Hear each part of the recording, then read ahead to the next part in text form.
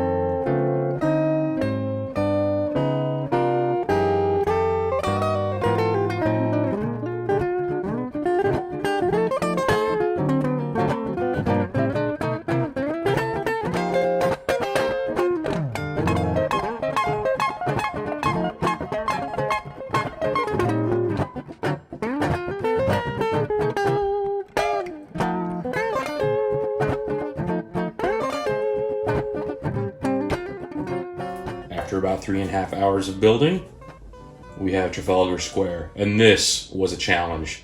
So many tiny pieces had to go perfectly aligned, very, very tiny pieces. Nearly all of those 1,197 pieces were like 1x1 tiles or 1x1 plates, and really tough on the fingers after 3.5 hours to get all that stuff aligned. But what a nice depiction of Trafalgar Square, down to the landscaping of the trees, the little taxi here, the double-decker bus, the lampposts, the statues, the fountains, the courtyards. It's all just depicted wonderfully. All of the detail on the front of the building, including like these banners that are hidden behind the pillars, just so incredibly detailed. These skylights. One really cute thing that they did here was enabled these little doors to open up on the back side, and you have glimpses of what is or might actually be inside Trafalgar Square. We've got statues, we've got artworks, there's little pieces of quote-unquote art, Lego art on the other side. Yeah, I really like the way the trees were constructed at this scale. Nearly all of them are different. They all use different configurations of green, sort of sand green, and I believe they call it spring green, in different combinations on both sides. Really nicely done.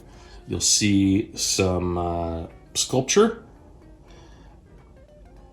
I don't know what works of art these are intended to represent, but there's sort of an egg here, and I'll have to look this up. Perhaps some sort of an animal, depicted animal. Here's a closer look at all of the tile and plate work with all the windows. These were actually constructed top down and then pivoted 90 degrees and put into place, and then secured into place with panels. So that was really intricate construction.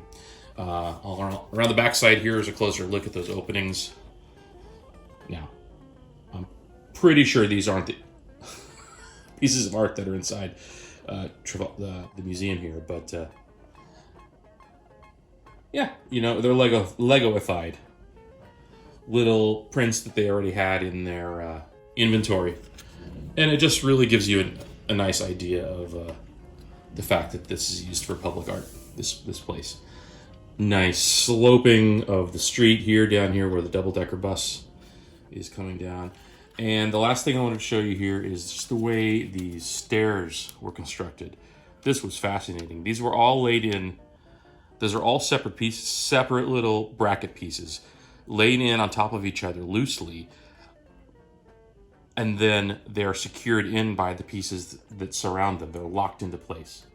So each one locks into place the one below it. Same way on the other side. And the same way with this grand central staircase. These are all loose, just long brackets. They're not actually attached to each other, but they are clamped down by the tile at the top, and they all stay in place. A little closer look at the fountain constructions there with the spurt of water coming out the top. And our main tower at the front of the square here. All in all, a fantastic building experience. A difficult building experience, not for the faint of heart, but a great addition to my architecture collection. All right, hope you enjoyed that look at Trafalgar Square.